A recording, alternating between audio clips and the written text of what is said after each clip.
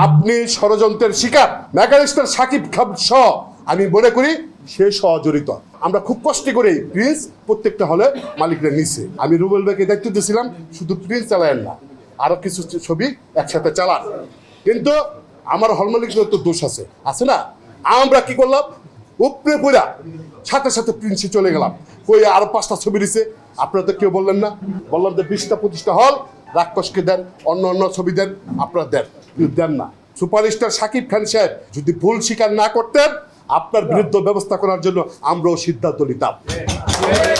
Cinema hall মালিকরা ধার দাঁড়ি না, কারণ আমরা টাকাটা দেই তারপর চালাই ইনশাল্লাহ। কারণ আমরা খুব কষ্ট করে প্রিন্স প্রত্যেকটা হলে মালিকরা নিছে। আজকে একটা মালিক আমাকে বলছে সরাসরি আইসা, আমি রুবেল ভাইকে দায়িত্ব দিয়েছিলাম শুধু প্রিন্স চালায়েন না, আরো কিছু ছবি একসাথে চালান। কিন্তু আমার হল মালিকের তো দোষ আছে, আছে না? আমরা কি করলাম, উপরে পড়া সাথে সাথে প্রিন্সে চলে গেলাম। কই আরো 5টা ছবি দিছে, আপনারা তো কেউ বললেন না। আমি ইয়ারে ডাকাইলাম, রুবেল ভাইকে ডাকাইলাম, বললাম যে 20টা 25টা হল রাক্ষসকে দেন, অন্য অন্য ছবি দেন, আপনারা দেন, কিন্তু দেন না। এখন ব্যাপারটা হয়েছে আপা, আপনার আপা কথা শুনে, আর ভাই আপনারা গেছেন, কিন্তু আপনি যখন প্রিন্সের তো পোস্টার পাল্টাই হইতেছেন, তাহলে ওইটাও চালাইতেন, তাহলে তো একটাই হইতো। এখন যে জিনিসটা হয়েছে, আমরা যে জিনিসটা বলতে চাইতেছি সেটা হচ্ছে আপা, আপনি এটার সুষ্ঠু সমাধান আপনি যে বারবার বলার চেষ্টা করতেছেন এখানে বসে, সেটাও আমিও ভাইও বুঝতে পারতেছি, আমরাও বুঝতে পারতেছি। কোনটা আমরা বুঝতে পারতেছি, আপনি ষড়যন্ত্রের শিকার। এই ষড়যন্ত্রের শিকারে আপনি একটা মেগাস্টার সাকিব খান সহ আমি মনে করি সে সহজড়িত। কারণ সে তো বাংলাদেশের সুপারস্টার। একটা ছবি দিবে ঈদের দিন আগের রাত্রে, যদি সেটা রিলিজ হয় তাহলে সুপারস্টারের ছবি কিভাবে দেশের মানুষ দেখবে? আমরা তো বুঝতে পারলাম না। তাই আমি বলবো সুপারস্টার সাকিব খান সাহেব, কালকে যে আপনি ভুল স্বীকার করেছেন, এই সিনেমা হল মালিকরা অত্যন্ত খুশি হয়েছে। যদি ভুল স্বীকার না করতেন, আপনার বিরুদ্ধে ব্যবস্থা করার জন্য আমরাও সিদ্ধান্ত নিতাম। তাই আজকে আমরা বলতে চাই, আগামী দিনে আমাদের ভুল ত্রুটিগুলি আপা আপনি ফাইন্ড আউট করেন। আমাদের কোন কোন জায়গাগুলি হল মালিকরা ক্ষতিগ্রস্ত হয়েছে, হল মালিকরা যদি আপনার প্রতি অন্যায় করে থাকে, রেন্টালের প্রতি অন্যায় করে থাকে, সেটাও আপনি জাতির সামনে বললেন, আমাদের কোনো সমস্যা নাই। আমরা চাচ্ছি যে এই সাধারণ হকগুলি আপনি অনেক শুনলে কষ্ট হইবেন। অনেক সিনেমা হলের মালিক সিনেমা হল চালায় না, ভাই তো ঠিক জানে, চালায় না, ভাড়া নিয়ে চালায়, 1 বছরের ভাড়া দিতে পারে না, একটা ঈদ আসলে সেই ভাড়াটা কভার করে। এটা তো মাস্টার ভাইয়ের বড় বোঝা উচিত ছিল, এটা তো জাজের বোঝা উচিত ছিল। যদি ছবিটা রেন্টাল না করতেন, ওই গোপাল দিয়ে হলে না দিতেন, তাহলে কিন্তু এই প্রশ্ন থাকতো না। যখন ওই হালত বলত করে খুব আশা নিয়ে গেছে, গিয়ে দেখে আমার সময় মতো আমি ছবিটা লাগাতে পারি, এই তো ব্যথাটা চলে আসছে। তাই আমরা সেই জিনিসটা আপনাকে ছোট করার জন্য না, আপনার পাশে আমরা সবাই থাকবো। আমরা চাচ্ছি আপনি এই জিনিসগুলো ফাইন্ড আউট করেন, কে কে আপনি ছবিটা আমার থেকে যখন বুকিং নিলেন, তখন আমি মনে করলাম আমার হলে প্রিন্ট চলবে। যখন ছবি দিতে পারলাম না, তখন কিন্তু আপনি মালিক না, ওই ছবির মালিক আমি, ঠিক না? আমার হলে যখন আমি দিতে পারলাম না, দর্শক কখন মালিক? যখন টিকিটটা কিনে ফেললো, তখন আর ছবির মালিক আর হলের মালিক আমি না, তখন দর্শক। তাই দর্শকরা সেই দিকগুলিতে আমাদের খুব ক্ষতিগ্রস্ত হয়েছে। আমরা প্রিন্স ছবি সম্বন্ধে অত্যন্ত ভালো হয়েছে না মন্দ হয়েছে, যদি আমরা সঠিকভাবে চালাতে পারতাম, দর্শকরা সেটা মূল্যায়ন করতো, আমি ব্যক্তিগত মনে করি। তাই আমরা সেই জিনিসগুলি, আপনাকে কে কে ক্ষতি করলো, এই ক্ষতির সাথে সবচেয়ে অংশীদার হচ্ছে সিনেমা হল মালিকরা। আপনি তার প্রতিকার আমি মনে করি আপনার মাধ্যমে আমরা সুষ্ঠু সমাধান পাব। এমন না যে আমরা আপনাকে কি বলে বয়কট করবো, এগুলো কিছু না, এটা মিথ্যা কথা। আমরা আপনাকে বাঁচিয়ে রেখে আমাদের সম্মানটা, আপনার সম্মান রেখে আমাদের হল মালিকরা সবাই আপনার পাশে থাকবে। কিন্তু আপনি যে ক্ষতিগ্রস্ত হয়েছেন এটাও জাতি জানতে চায়, সিনেমা হলের মালিকরা জানতে চায়, এবং কারা কারা ক্ষতিটা করলো তারাও সব জানতে চায়। আপনি স্পষ্ট বলে দিবেন, আমরা কারো কাছে সিনেমা হলের মালিকরা ধার দাঁড়ি না, কারণ আমরা টাকাটা দেই তারপর চালাই ইনশাল্লাহ।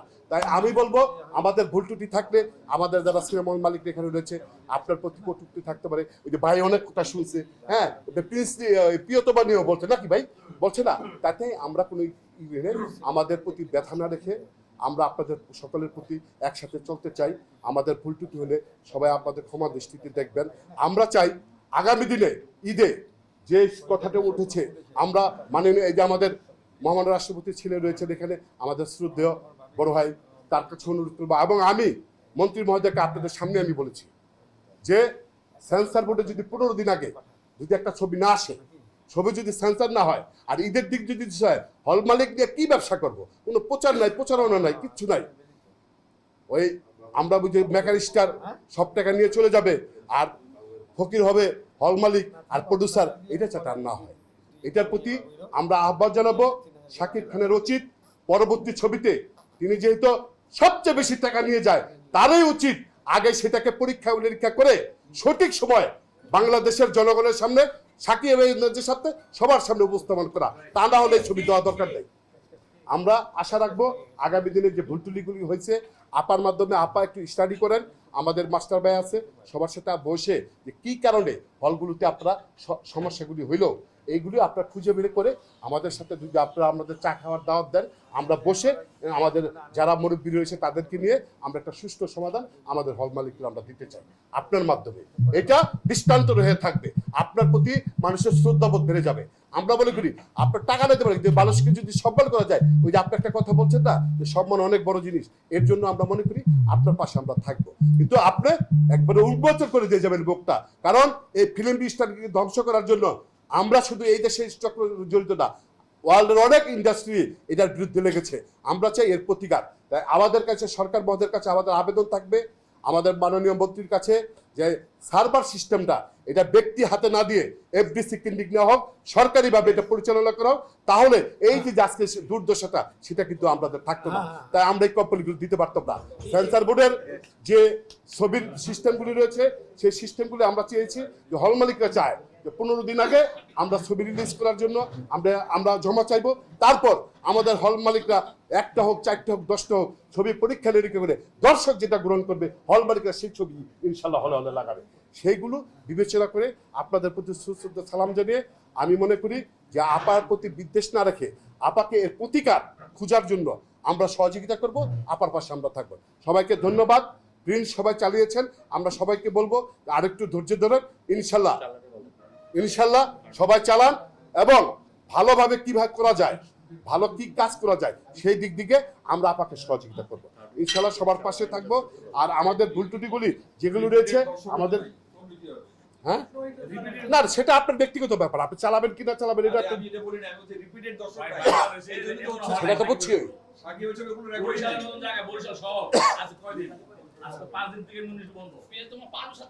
এখন আমরা চাচ্ছি যে আপনি একটা সুষ্ঠু সমাধান, কারা কারা দোষী, আমরা দোষী থাকলে হল মালিকের দোষী থাকলে সেটা আপনি বলে দিবেন। সবাইকে ধন্যবাদ, সবাই আসছেন, আমরা আপনাদের প্রতি কৃতজ্ঞতা, এবং হল মালিকদের পাশে আজকে ঈদের দিন থেকে আমি প্রত্যেকটা টেলিভিশনে আমি সবার পক্ষ থেকে বলেছি যে সিনেমা হল বাঁচলে এই ইন্ডাস্ট্রি বাঁচবে। ইনশাল্লাহ আপনারা থাকেন, ইনশাল্লাহ ভালো কিছু আশায় আমরা গড়ে তুলব ইনশাল্লাহ।